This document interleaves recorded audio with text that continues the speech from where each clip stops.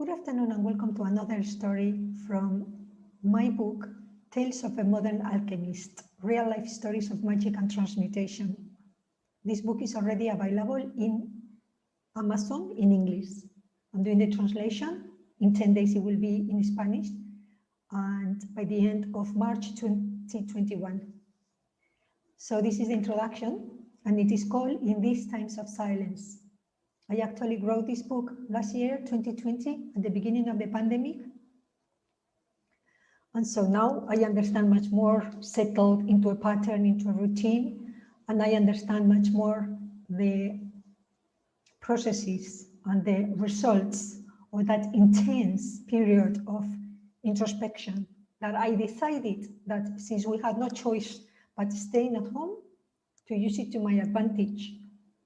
So I spent considerable time meditating, and I noticed that there were two kinds of people, like two parallel emotional separations. People focusing on the problems and people focusing on the solutions. I chose not to look at the problems and to focus on the solutions because I understand or I feel that focusing on the problems is like an excuse to find fault and even criticize. But the result is stagnation in negativity. Whether you like it or not, if you focus on your problems, you will get locked into that negativity. And I think it's part of the new rhythm that was being born from the stillness. And I see it very, very clearly in my life. During this period of time, I have opened a YouTube account, Live Discussions with Dr. Anna, where I put all my books, videos for spirituality, inspirational videos, Spanish and English, and an Instagram account where I put posts, inspirational quotes, also the videos, but also little posts, and tons and tons and tons of little posts. And I've done the same with Polyglotbust. I created a polyglot chain in YouTube with lessons, and now I've started also in Instagram. So I am integrating parts of both metaphysics in languages and languages in metaphysics, passing inspiration into my languages to reach different cultures, and passing some of the words into my metaphysics to expand in different languages, and walking these two parallel paths, which are my two passions, and I am borrowing from one and the other and weaving it like a spider, my net, and putting there my color, my music, my rhythm, my patterns, my expression. So I can say that this year has given me the opportunity of finding myself in the whole scope, and so that now I can express myself with my signature and my specific character or charisma or personality. So in that way, I feel that this year has given me the opportunity of arriving. Of course, I based everything I'm doing now on the information or learning that I had done before, my diplomas, my PhD, my languages, work in the schools, my educational approach. But I was missing the color, the freedom, the being able to zigzag with intuition as it came. And I'm much happier now.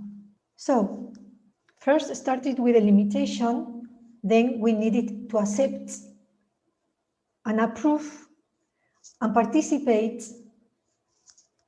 in a world that we want to build, in a world that we want to construct.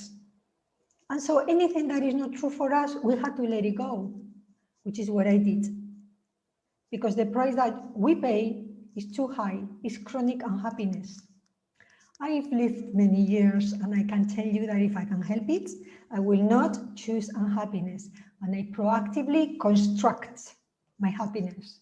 It's not something that will come off a tree, it's something that you need to focus on the positive, choose your energy and decide what works for you and go in that direction.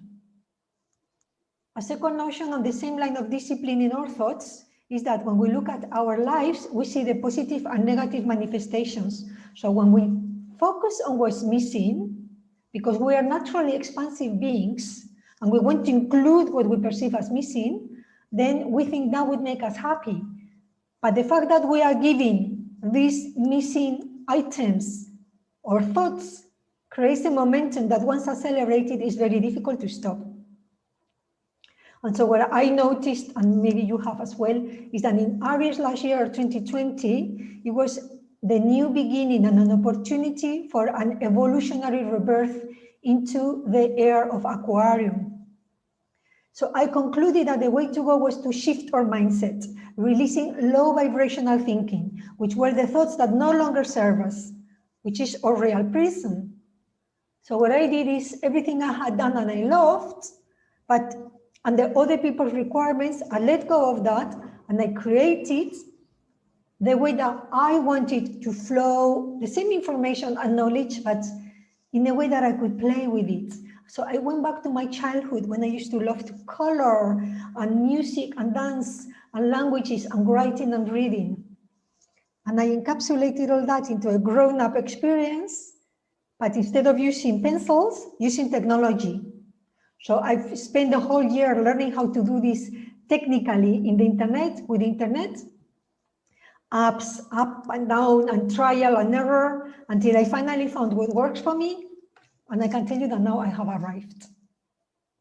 The individual consciousness is meeting the collective reality. We're not going to create anything new. Everything is already there, but we are going to create it our way. And that is the excitement and the expansiveness.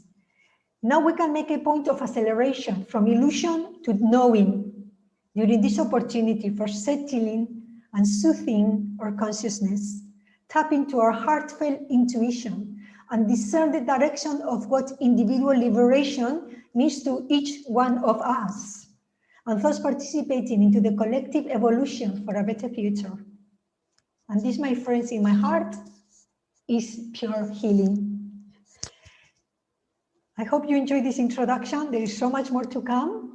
Keep tuned. Thank you for listening. And as I said, the book is already available in Amazon. See you next time.